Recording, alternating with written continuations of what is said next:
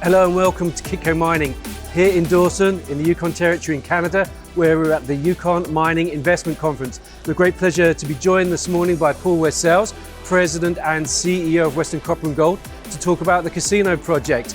It's been quite a past 12 months for you. In addition to furthering the relationship you have with Riotinto, you've brought in Mitsubishi, a large Japanese trader and user of minerals as an investment partner. Congratulations there. Give us a brief overview for you what the last 12 months have meant. Yeah, I mean it's been an exciting 12 months. I mean, really, if in terms of work on the project, it's really been executing our arrangement that we had with Riotinto. So the key work that we did over the past 12 months, we did a very, very large metallurgical program that wrapped up near the end of calendar 2022. We issued a news release on that. You know, the met work really confirmed and in some cases actually improved upon what we had in our feasibility study. And that was the feasibility study that we released mid-year last year. So the feasibility study is, I guess, a little bit older than 12 months, but pretty much exactly 12 months old. And then it was the investment from Mitsubishi. And you know, it's a great. I feel like the Mitsubishi Materials investment. It's a great addition to the investment from Rio Tinto. I mean, Rio Tinto and Mitsubishi, they're joint investors in the Escondida mine. They've worked together a number of times in the past. They know each other well, and you know they're great partners to have on the project. I mean that's very significant because, as you say, Mitsubishi has been a financing foundation partner for the development of some of the world's largest mines. And I imagine you are hoping that that's going to be the case for casino. So let's talk a little bit about, you know, we spoke yesterday over dinner, at the dinner event last night. Let's talk about Rio Tinto. A lot of people are assuming that Rio Tinto will advance its existing ownership percentage in the company, in the project, and eventually take you out. That's perhaps taking longer than you and shareholders and everybody else would like, but what's the status there? Yeah, I mean, just to take a step back and talk about, why we entered the strategic investment with Rio Tinto. So when we entered that in 2021, the idea was that, we talked to Rio and we agreed that there needed to be some work that we do together to really, give assurance to Rio in terms of various aspects about the project.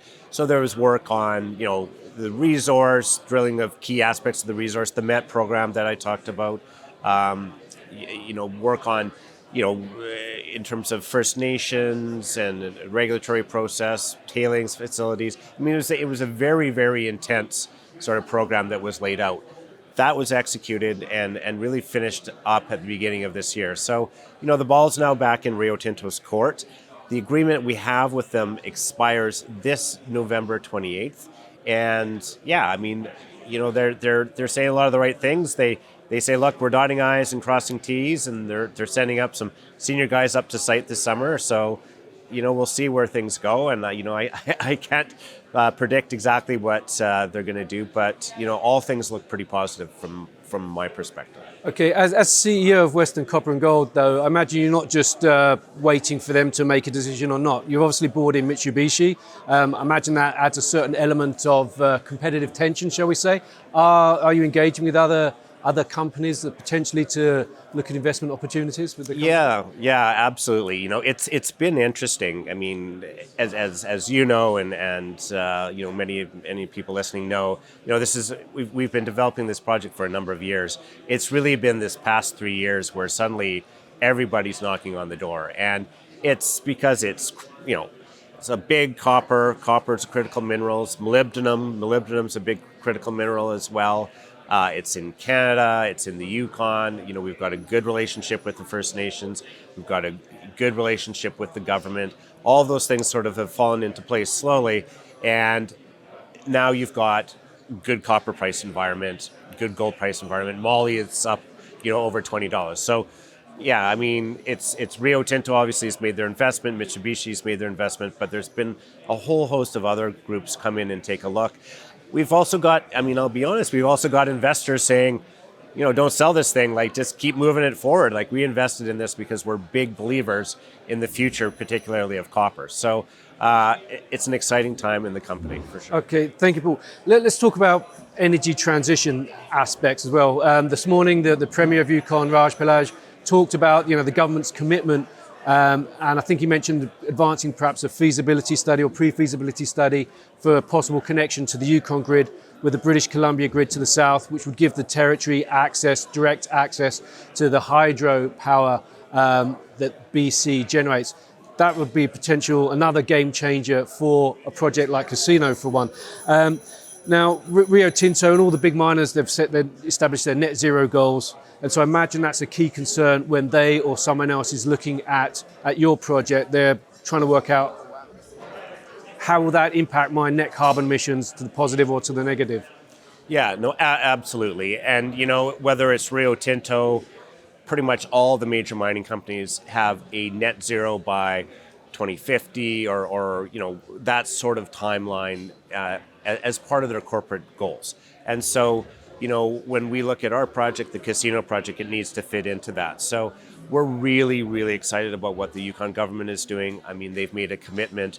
They, as you said, this morning they talked about working towards a feasibility study on connecting the Yukon and BC grids. They've been talking about that pretty much nonstop since the beginning of the year.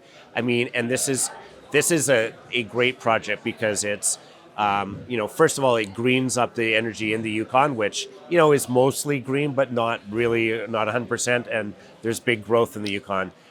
Secondly, it would provide green power for our project, the Casino project, which, right now would be if it was up and operating right now, would be the largest critical minerals project or operating mine in Canada.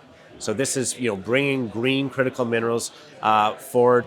And then, as a third thing, it really sort of, it future-proofs Canada and Northern Canada. I mean, where are we going to see the next big batch of mining discoveries? We're already seeing them happen here in the Yukon over the past few years. I mean, there's always, and it's really because these are untapped areas, they're underexplored areas. It's a nation-building exercise to bring, grid power up there. So we're excited by that. But, we're also looking at, carbon capture. We're looking at other alternatives to bring green energy into the Casino project as well. Yeah, absolutely. I mean, just this past year or so, we've had one big major mine coming on stream, a gold mine. There's been a major gold discovery, which is arguably one of the most exciting gold exploration projects in the world at the moment. Two companies are now, one IPO'd today or did their public listing today, another's imminent. So Yukon continues to attract a lot of attention.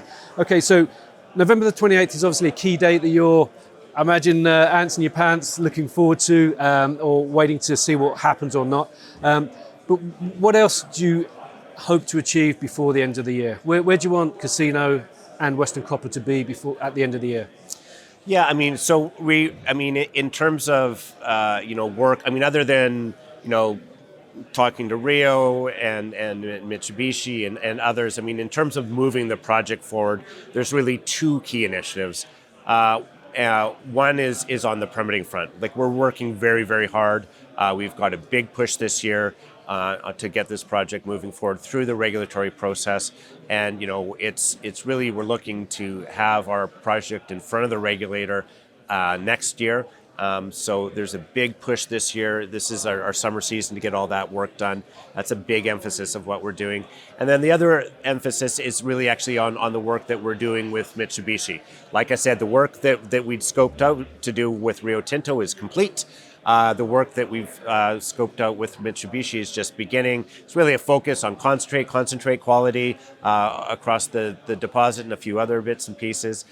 So that work, we're just actually kicking off some of the discussions about that right now, but expect to see some announcements on kicking that off as well. The Japanese companies such as Mitsubishi, they're famous for being very, very exacting in their due diligence and what they want to see and what they don't want to see. What's your experience of that been so far?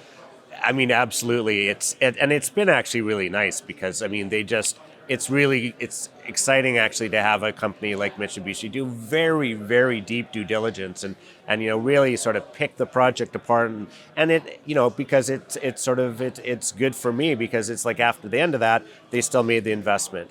And when we put together the work program, it was really just some, I wouldn't call them small things, I mean important things, but again, it's just expanding our knowledge from where we are now. I mean, the baseline work is good, but it's just bringing it up even a higher level in terms of the understanding of the deposit and the metallurgy and all those sort of things. So. Excellent. Well, thank you very much for the update, Paul. I guess a lot of eyes are going to be on you towards the end of November to see what happens or what doesn't happen. Thank you very much, Paul Westhouse, President and CEO of Western Copper and Gold. Stay tuned to more from Kitco Mining at the Yukon Mining Investment Conference.